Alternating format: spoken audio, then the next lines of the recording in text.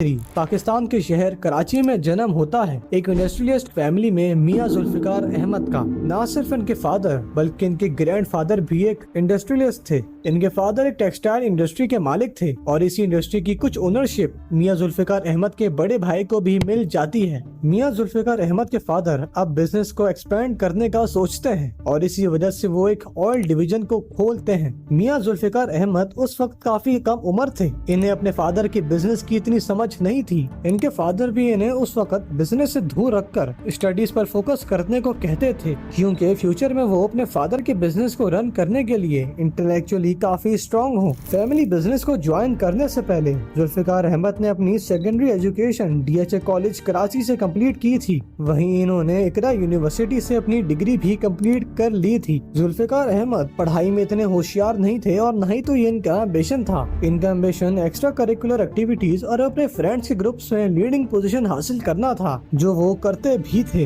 जुल्फिकार अहमद हमेशा से एक विजनरी पर्सन थे और ये अपनी मदर के साथ अपने विजन्स भी शेयर करते थे। ये अपनी मदर से कुछ अहम सवालात पूछते थे, जैसे बिल गेट्स दुनिया के सबसे अमीर तरीन इंसान कैसे बने। जहाँ एक तरफ जुल्फिकार अहमद की मदर काफी सपोर्टिव थी, वहीं दूसरी तरफ इनके फादर काफी सीरियस थे। इनके फादर इन्हें प्रैक्टिकली सोचने को कहते थे, ना कि ख्याली पुलाव बनाने को। बहरहाल अपनी डिग्री मुकम्मल करने के बाद साल 2001 में जुल्फिकार अहमद अपने फैमिली बिजनेस मिजान ग्रुप्स में एंट्रेंस लेते हैं। अपनी ओनरशिप के सिर्फ कुछ टाइम बाद ही जुल्फिकार अहमद मिजान ऑयल को फाउंड करके अपने फैमिली बिजनेस में एक सिग्निफिकेंट कंट्रीब्यूशन करते हैं। जुल्फिकार अहमद का हमेशा से ये मानना था कि पाकिस्तानियों को अपने डोमेस्टिक प्रोडक्ट्स को सपोर्ट करना ही होगा, ना कि इंटरनेशनल प्रोडक्ट्स को, अगर ये वाकई चाहते हैं कि पाकिस्तान की इकोनॉमी तरक्की करे। जुल्फिकार अहमद पाकिस्तान की डोमेस्टिक इंडस्ट्रीज में एक बड़ा मार्केट गैप भी ऑब्जर्व कर चुके थे और ये चाहते थे कि अब ऐसा प्रोडक्ट लाया जाए जिसका टेस्ट, क्वालिटी और पैकेजिंग एकदम इंटरनेशनल लेवल के स्टैंडर्ड्स को मीट करे, लेकिन वो प्रोडक्ट पाकिस्तान में डोमेस्टिकली मैन्युफैक्चर हो। और ऐसे 1.5 साल की एक लंबी रिसर्च और डेवलपमेंट के बाद साल 2014 में जुल्फिकार अहमद टी और बेवरेजेस को अपने मिजान ग्रुप्स में इंट्रोड्यूस करते हैं। लेकिन इस वेंचर को फाइंड करने के बाद जुल्फिकार अहमद को पाकिस्तान की पुअर इकोनॉमी की वजह से कई सीरियस चैलेंजेस को फेस करना पड़ा। इनकी अब असल स्ट्रगल शुरू होती है। साल 2014 में पाकिस्तान में इकोनॉमिक इंस्टेबिलिटी होने की वजह से रिसोर्सेज काफी स्कार्स होते जा रहे थे।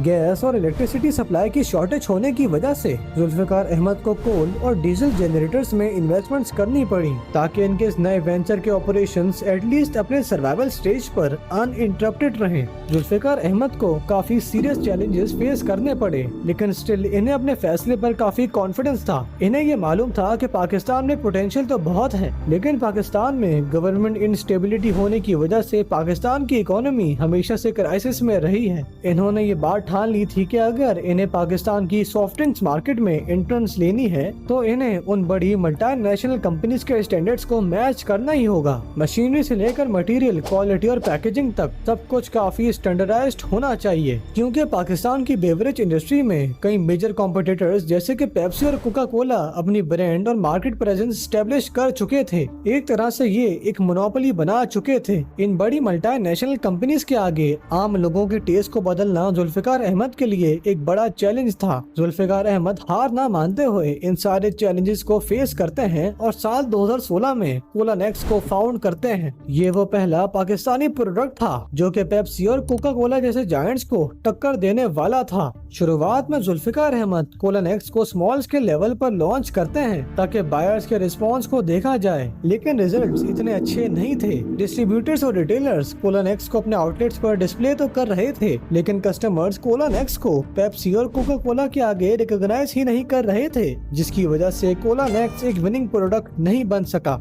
जुल्फिकार अहमद अपना बेस्ट तो दे रहे थे, लेकिन इन्हें ये बात मालूम थी कि जब तक पाकिस्तान की अवाम इस प्रोडक्ट को एक्सेप्ट नहीं करेगी तब तक ये प्रोडक्ट कभी भी विन नहीं कर सकेगा। बहरहाल जुल्फिकार अहमद अभी भी अपने नए वेंचर को लेकर काफी कमिटेड रहे। इन्हें ये पता था कि अगर इन्हें वाकई ही कुछ बड़ा करना है तो इन्हें बिना किसी और को ब्लेम करे अपने आप को ही पेन देना ही होगा। जुल्फिकार अहमद को अल्लाह ताला पर भी काफी तवक्कल था। इनका ये मानना था कि अगर अल्लाह ने इनके लिए रिस्क लिखा है तो वो इन्हें मिलकर ही रहेगा। इस चीज पर ईमान रखते हुए जुल्फिकार अहमद अपने न्यू ब्रांड कोलन एक्स के ऑपरेशंस को कंटिन्यू रखते हैं और अब इनके इस नए वेंचर का एक टर्निंग पॉइंट आता है। वक्त के साथ साथ कोलन एक्स की डिमांड बढ़ने लगती है और अब रिटेलर्स भी कोलन एक्स को अपने आउटलेट्स पर काफी कॉन्फिडेंटली रखने लगते हैं। डिस्ट्रीब्यूटर्स भी कोलन एक्स के स्टॉक को पाकिस्तान के मुख्तलिफ शहरों में डिस्ट्रीब्यूट करने लगते हैं और अब कोलन एक्स की सेल्स इंक्रीज होने लगती है। साल 2019 तक कोलन एक्स की सेल्स 12% तक बढ़ जाती हैं और ये चीज मीजान ग्रुप्स के प्रॉफिट्स को भी बढ़ा रही थी। अब तक सब कुछ काफी सही चल रहा था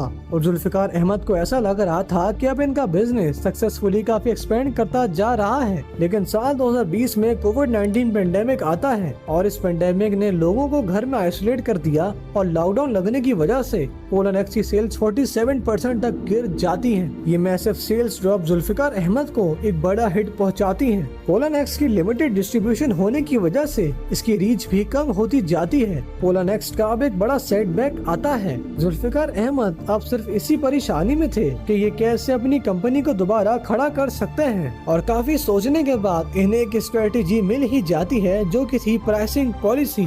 जुल्फिकार अहमद डिसाइड करते हैं कि कोलन एक्स की प्राइस सिर्फ 20 रुपए होगी और ये प्राइस एक इकोनॉमी के रिसेशन फेस में भी काफी अफोर्डेबल थी। जुल्फिकार अहमद की ये स्ट्रेटेजी कामयाब होती है क्योंकि साल 2022 तक कोलन एक्स की सेल्स 30,000 यूनिट से बढ़ जाती हैं। कोलन एक्स के प्रॉफिट 5 से 17% तक इंक्रीज कर जाते हैं और अब वो वक्त नजदीक ही था जब हर पाकिस्तानी की जबान पर कोलन एक्स के चर्चे उठने वाले थे। साल 2023 में पाकिस्तान में यूनिलीवर प्रोडक्ट्स का एक बड़ी तादाद में बायकॉट देखा गया जिनमें पेप्सी और कोका कोला जैसे मशहूर ब्रांड्स भी शामिल थे। पाकिस्तानी ने ये डिसाइड किया कि सारे इंटरनेशनल प्रोडक्ट्स को बायकॉट किया जाएगा और पाकिस्तान के डोमेस्टिक प्रोडक्ट्स को इस्तेमाल में लाया जाएगा। साल 2021 में कोलन एक्स की डिमांड लिमिट से ज्यादा बढ़ जाती है। कोलन एक्स की डिमांड इस कदर बढ़ जाती है कि आउटलेट्स पर इसके स्टॉक्स कम पड़ने लगते हैं जिसकी वजह से जुल्फिकार अहमद को मजीद प्रोडक्टिविटी बढ़ाने के लिए इन्वेस्टमेंट्स करनी पड़ती हैं। जुल्फिकार अहमद बढ़ती हुई मार्केट डिमांड को कैटर करने के लिए ये अपने नेक्स्ट ब्रांड के कई नए फ्लेवर्स को भी इंट्रोड्यूस करते हैं